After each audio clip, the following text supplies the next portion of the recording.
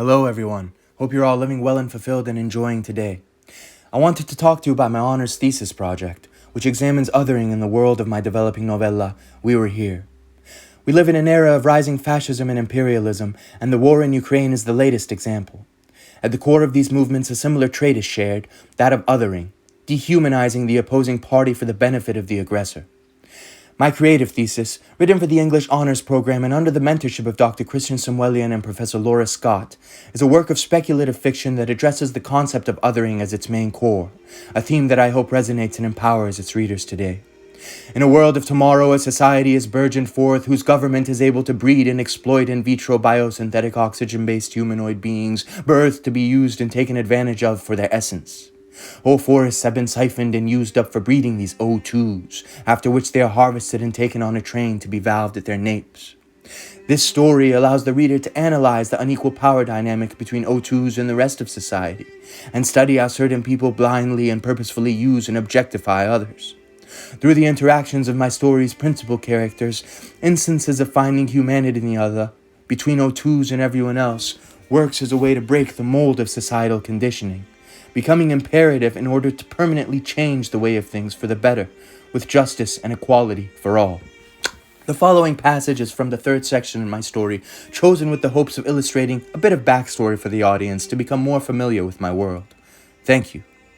He sighed and looked to Ilsa, who, regardless of the sorry existence that had manifested out of the Pandora's box of that rainy night, had still entered into his life a non-judgmental grace, whose music transformed, like magic, herself and her listeners, who reminded all to remember the sacredness of every single moment. Ilsa, whose melodies had drawn the attention of crowds from all around the country, yet who'd stow away with Rick in a booth deep in the annals of Salvation after his set, covered up and content with having a cold beer with her old confidant. Ilsa, who years from now would look back on her days with Rick Matthews with charm and fondness, a gentle man who she considered a guardian as much as a neighbor, a father as much as a friend, even if she felt his reservedness, his unwillingness to spend too much time together. Ilsa understood that their friendship required distance. She never felt alone, knowing Rick lived next door, even though he never knocked, and was happy to know his ears and eyes would be in the crowded Salvation every night that she performed with a band of percussionists, even though she'd rarely spot him when they'd play. It was Rick who'd seen Ilsa crying on her front porch one night, after returning from her first and only gig at the commander of the corps, Madame Derange's mansion. It was the first time Rick had come near Ilsa's property. With a swiftness unexpected for his age, he'd gone and got a blanket to put over her shoulders, a handkerchief to wipe away her tears, a cup of borage tea to calm her nerves. "They're humans, Rick, I swear," she remembered telling him, haunted at the sights she had seen at the Corps Commander's mansion. "Real humans, only they look a little different, lost in the eyes, submissive, broken. And these tubes, Rick, they all just lounge around sucking the life force out of these poor souls and call it luxury. They say they don't feel, but I'd see them wince every time someone would inhale oxygen from the valves at their neck. I couldn't do it. I couldn't perform while seeing all that horror.